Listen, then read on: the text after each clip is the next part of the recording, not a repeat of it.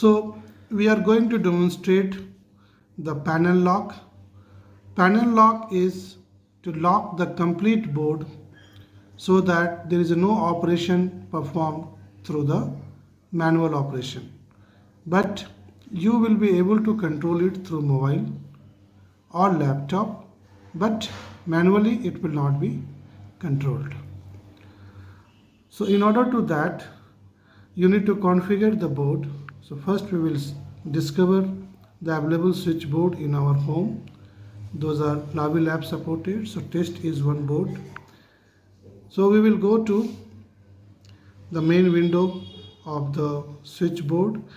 Under the setting, you have to go to system setting.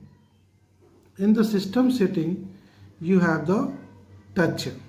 There is an option for touch. So here you have to configure it disabled. Once you configure it disabled and submit, from the mobile you will be able to control these switches, but through manual operation it will not be. So we'll go for the manual operation. You can see here. Now we'll do the manual operation. You see, none of the switches are working.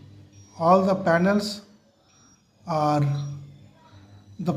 locked, so it will not function when we do the manual operation.